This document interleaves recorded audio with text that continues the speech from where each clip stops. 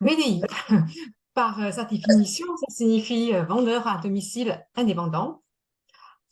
Alors, donc le thème, on avait beaucoup entendu depuis depuis de nombreuses années.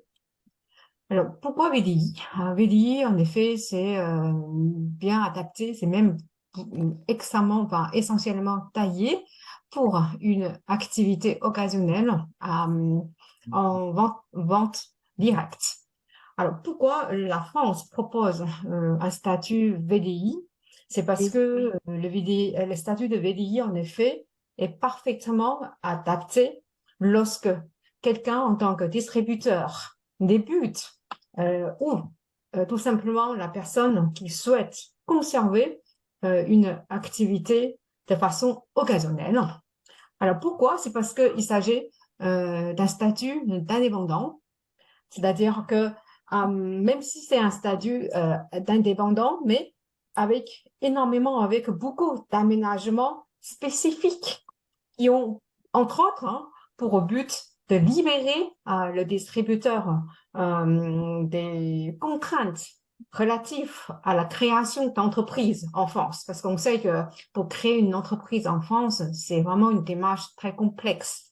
Donc, le statut de VDI donne justement beaucoup d'aménagements pour libérer la personne de ses devoirs. Mais en même temps, on lui propose quand même d'un régime social, fiscal et juridique clair et sécurisant à travers notamment les cotisations sociales. Alors, donc le statut VDI est rattaché au régime général de la sécurité sociale. Il convient quand on devient le distributeur d'Asia ou d'une autre entreprise qui propose, qui est dans le domaine de la vente directe en France. Alors, encore une fois, quelle que soit l'entreprise qui propose cette activité en France, l'entreprise est tenue à proposer à leurs distributeurs de s'enregistrer en VDI dans les 15 jours suivant le début de son activité.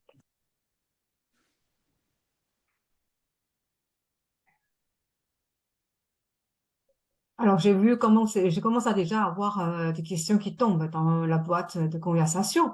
Alors, je pense que je reviendrai pour répondre à certaines questions. Alors, je vais essayer de répondre aux questions que j'ai la réponse, mais il faut vraiment que vous sachiez que moi, je ne suis pas expert dans tout ce qui est de comptabilité. Donc, les informations que j'ai sont des informations de base. Je pense que aujourd'hui, je suis au courant de ces informations de base et c'est également mes responsabilités de vous faire connaître ces mêmes informations.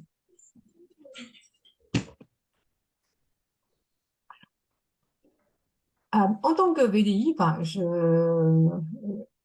c'est plutôt dire que en termes de VDI, la France propose deux options, deux catégories de VDI, soit VDI mandataire, soit VDI acheteur et revendeur. Alors pour Asia, mais pour la plupart d'entreprises en France qui proposent la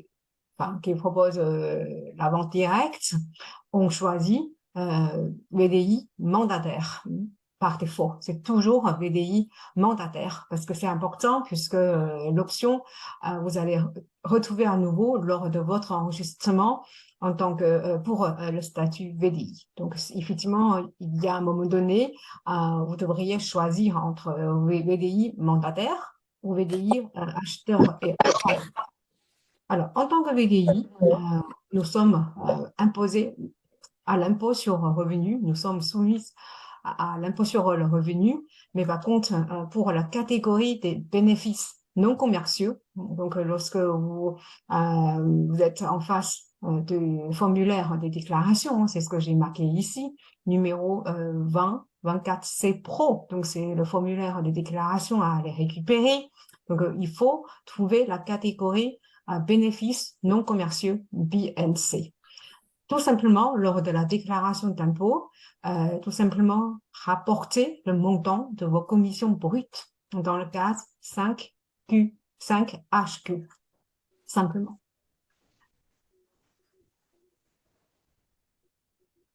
Alors, pour s'enregistrer en tant que VDI, aujourd'hui, cette démarche se fait auprès de URSSAF sur leur site en ligne. Donc, c'est une inscription en ligne.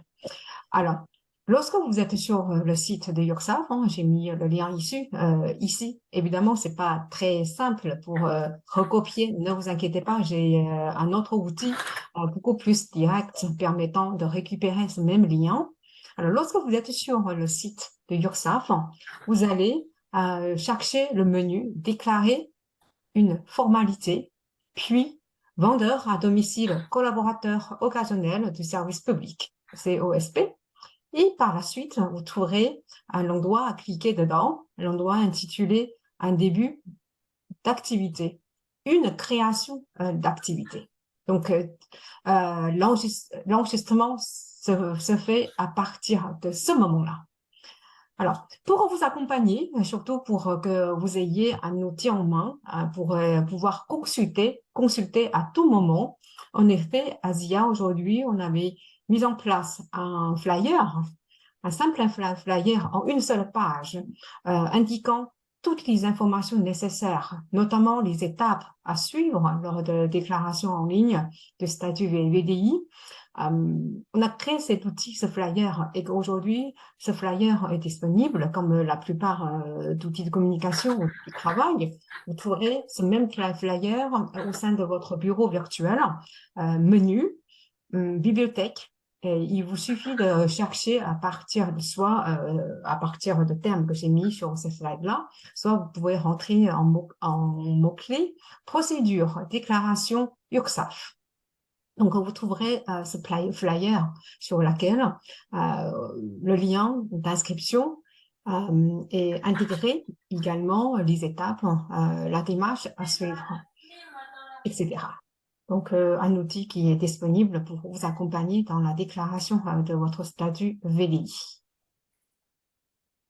Lorsqu'on commence, on débute cette activité, forcément, le but du jeu, c'est de pouvoir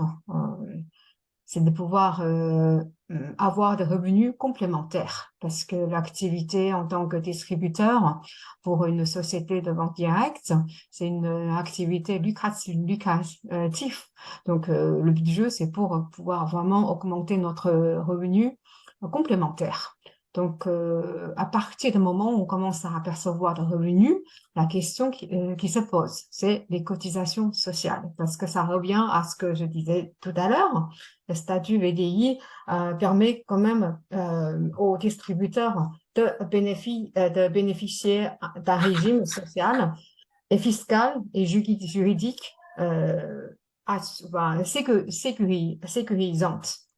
Donc, les cotisations sociales, comment ça se calcule? Comment être éligible ou à partir de quel moment je suis concernée par le prélèvement des cotisations sociales vis-à-vis de mes revenus? Quelques règles générales avant de rentrer vraiment dans le calcul. Déjà, trois choses, des informations, encore une fois, de base à vous faire part. L'entreprise de vente directe, à l'occurrence ici Asia, se charge des déclarations et du règlement des cotisations sociales auprès de URSSAF. Vous n'avez rien à faire sur ce niveau de travail. Donc, l'entreprise Asia, nous, on préparons la déclaration, nous, on prépare le calcul, nous, on prépare la déclaration et on règle les cotisations à votre place auprès de l'URSSAF.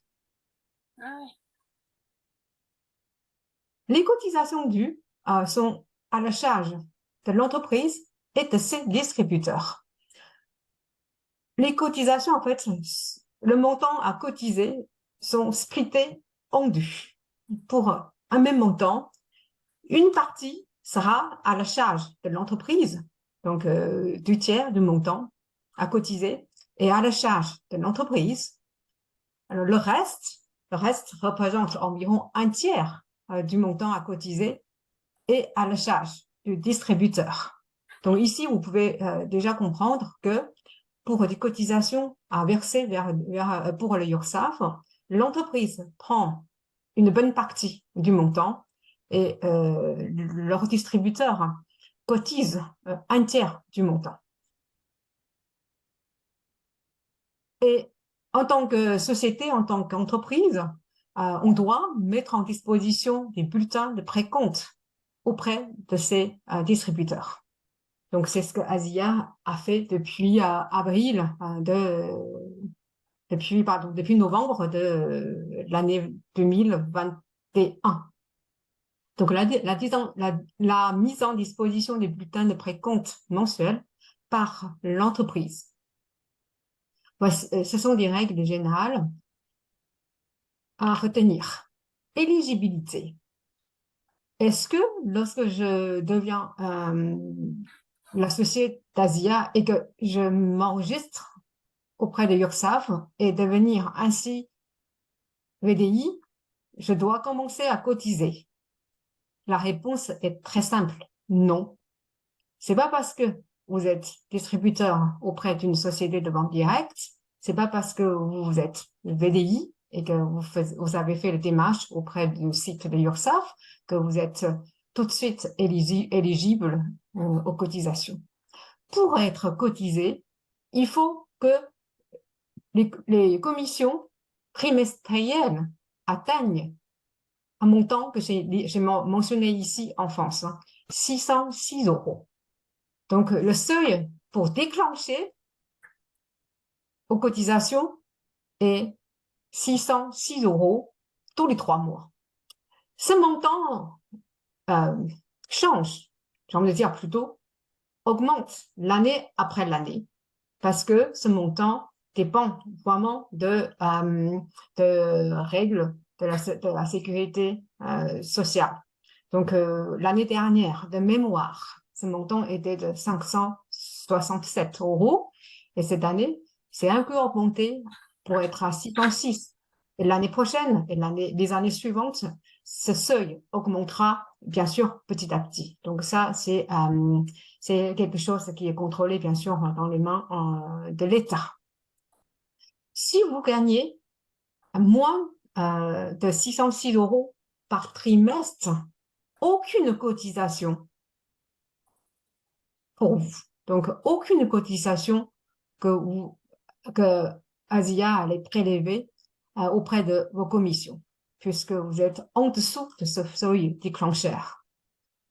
Si les commissions brutes trimestrielles sont inférieures à 606, aucune cotisation. Je répète encore une fois parce que c'est important. Vous voyez, donc c'est déjà un bon montant, 606 euros les trimestriels.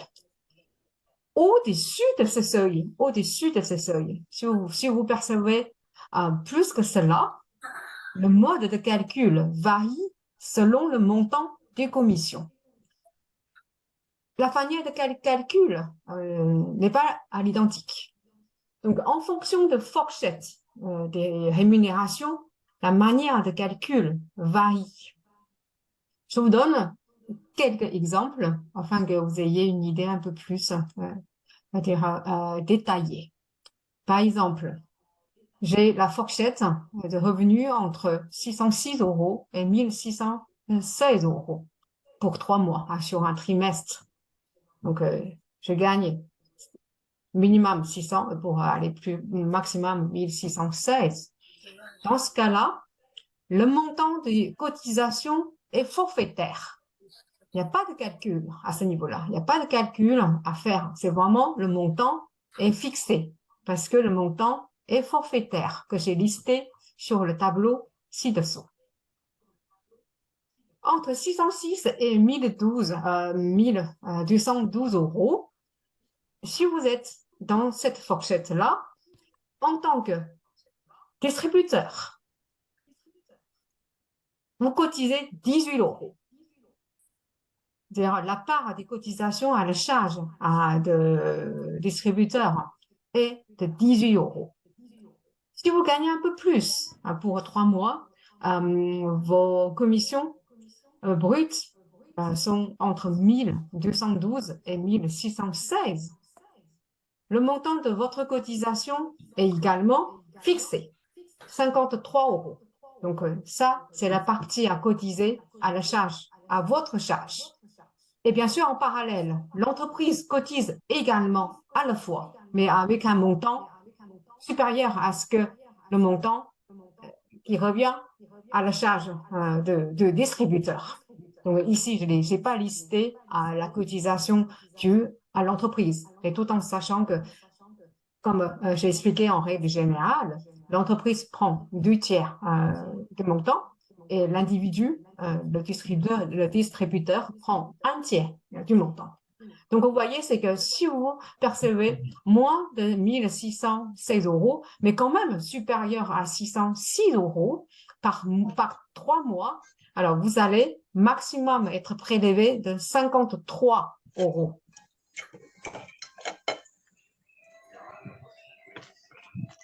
Ensuite, au fur et à mesure, votre activité se progresse et que vos revenus suivent, tant mieux.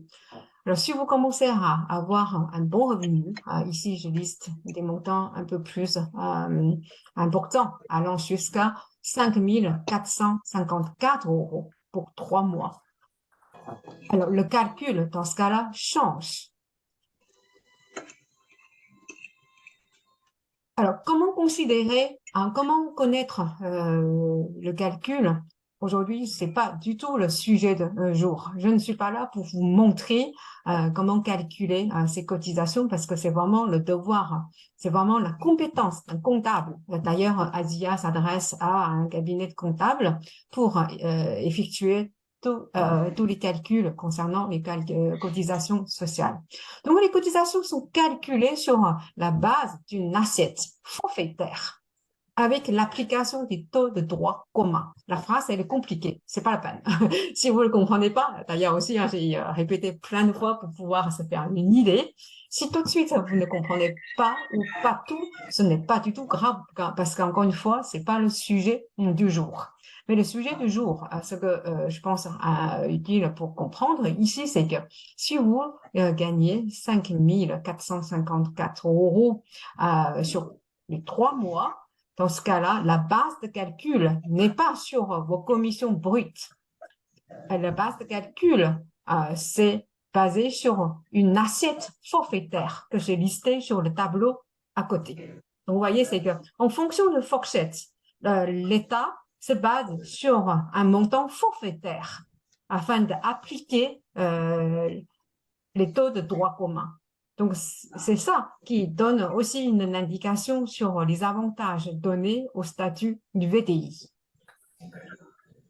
Alors, si vous gagnez encore plus, c'est possible. Hein, on a déjà eu des associés, hein, même aujourd'hui, on a aussi des associés qui gagnent bien. Donc, on a des associés qui gagnent au-delà de ce montant-là, c'est-à-dire 5 454 euros. Et dans ce cas-là, effectivement, le calcul se fera sur les commissions brutes réelles. Donc, il n'y aura pas d'assiette forfaitaire à prendre en compte. Donc, combien les bruts sont, combien le calcul se fera à partir de ce même montant. Donc, vous voyez, donc aujourd'hui, je pense que il nous faut se focaliser sur 3 informations. Déjà, est-ce que les commissions que je gagne auprès d'Asia ont déjà atteint ce seuil? Si c'est non, pour l'instant, je me prends en compte. C'est-à-dire, pour l'instant, je me précipite pas dans la compréhension de ce calcul, étant donné que les commissions que je percevoir ne sont pas encore atteintes ce montant. L'information numéro 1. Ensuite, est-ce que les commissions que je reçois auprès d'Asia tombent dans cette fourchette? Si oui, je dois comprendre que maximum, je serai prélevé de 53 euros. Et au-delà de ce montant-là, je dois aussi comprendre, comme l'information numéro 3, c'est que au-delà de ce montant, entre cette fourchette en particulier que vous voyez sur mon slide, le calcul se basera sur une assiette forfaitaire. Donc, la base de calcul est inférieure à mes commissions gagnées réellement auprès d'Asia. Donc, il y a ces trois éléments, pour moi, sont des éléments majeurs à prendre en compte lors de cette séance de formation. Comment je verse les cotisations? Vous ne versez rien du tout. Le versement est pris en charge par Asia pour vous auprès de URSSAF. Mais en même temps, les cotisations, si vous êtes éligible, bien sûr, aux cotisations, alors les cotisations sont prélevées depuis vos commissions. Mais quand est-ce que mes cotisations sont prélevées? Si je suis éligible,